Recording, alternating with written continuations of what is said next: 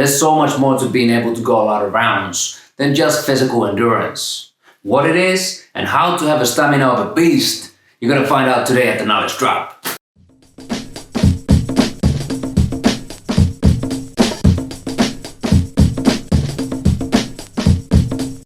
Yo! Welcome to the Knowledge Drop. This is focus of the Flow Mode crew, bboydojo.com and Cypher Studio.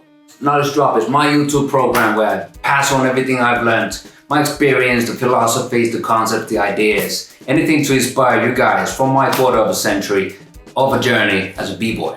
This week we join forces with b-boy Vincanity from California, who's been rocking free tutorials for his channel VincaniTV for nearly a decade. And you can see that from his following base. He's doing a lot of work. Alright? So if you don't follow him already, give him a follow as well. Today's topic is how to build on your stamina as a b-boy or b-girl. And it's a hot topic, it's a relevant topic because today's competitions, the number of rounds gets higher and higher year after year. A lot of people lose their competitions not because they're not the better b-boys, they don't have the required skills, but their stamina is not on that level that could handle all these rounds. So what is stamina eventually?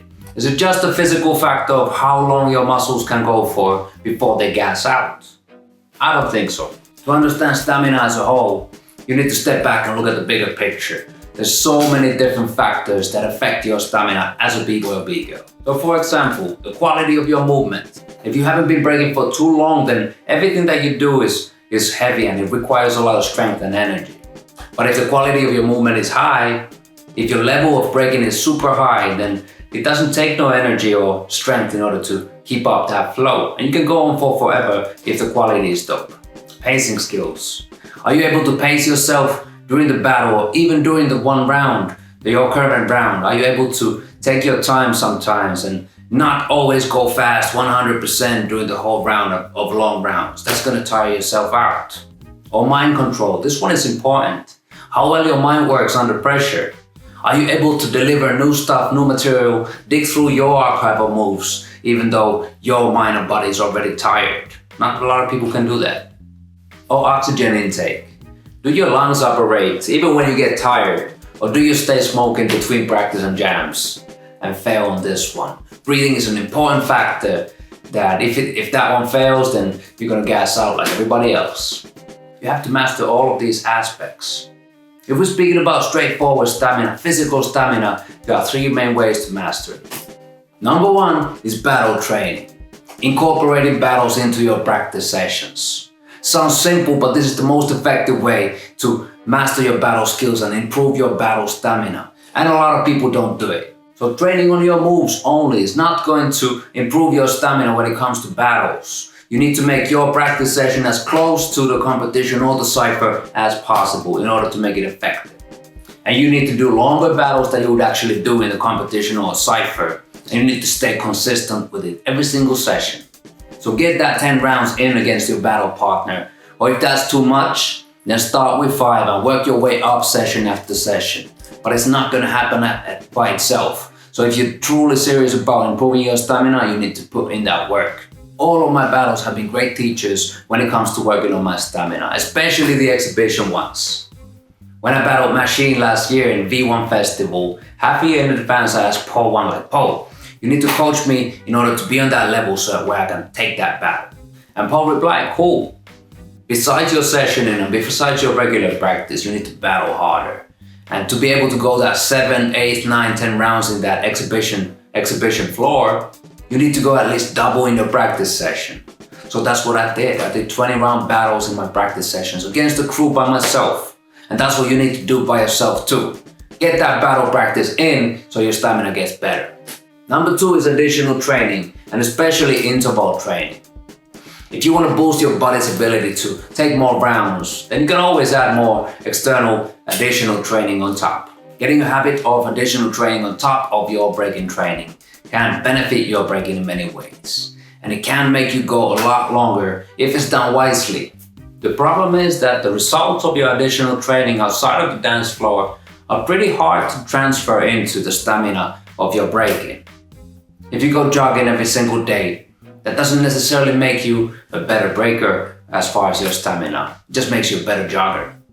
Just lifting super heavy in the gym It's not necessarily going to make your breaking stamina any better. In fact, it might do the opposite. So the key to get results from your additional training is to make your additional training's work-rest ratio as close to breaking as possible. And that's where we come to interval training.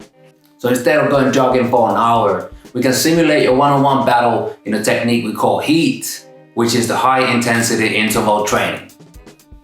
In a regular competition one-on-one battle, you dance for about a half a minute, and your opponent does about a half a minute round as well. And the normal length of a battle is 2 rounds. You wanted to double it in order to perform good, so we'll go for 4. So running with the heat technique after your warm-up, you would run for half a minute as fast as possible. As fast as possible, like your life depends on it. And after that, you would chill, walk or jog easily for another half a minute. And repeat until you're done. Start with 4 rounds and do it once a week. And if you feel like it, you can increase it after a couple of weeks with a minute or 2.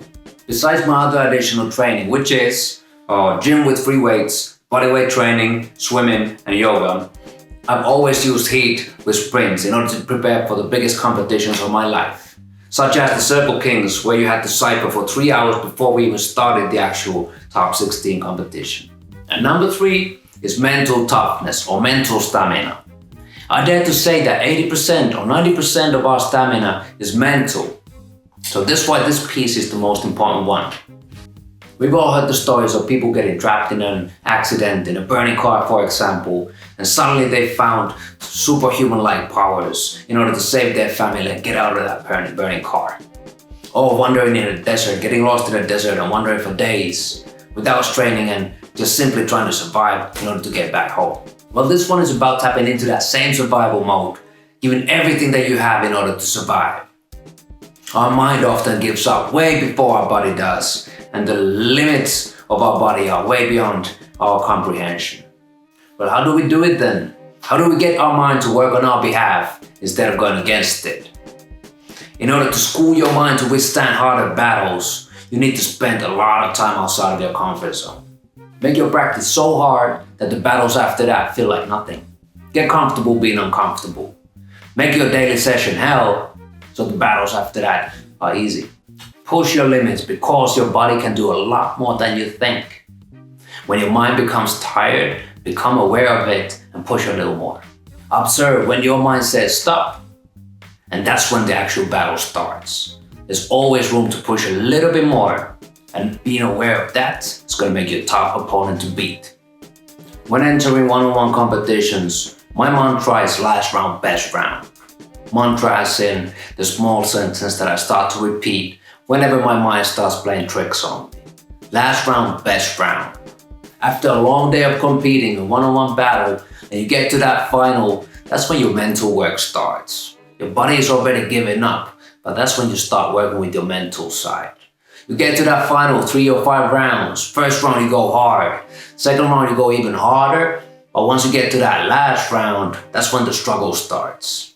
And that's when the mantra kicks in. Last round, best round. That's where you dig into that survival mode and find that mental toughness that will take you that first place.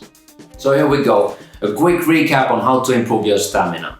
First of all, get that battle training into your practice sessions. Secondly, get that heat training, the high intensity interval training on top. And thirdly, get comfortable being uncomfortable and work on your mental toughness. And if you don't know where to start, then at least add some sprints into your weekly training. So do it the heat way. Warm up first, run half a minute as fast as possible, jog or walk for another half a minute, and repeat this 4 times. That's it, 4 minutes of training, and that's gonna get you some fast results. Do it once a week and add a minute or 2 once you get further. Now next up, check out bboydojo.com for a lot of free advice on how to improve your training. And a massive shout out to VincaniTV for allowing me to rock his channel too. This is Focus of the Flow Mo crew, bboydojo.com and Cypher Studio signing out with the knowledge drop. Peace!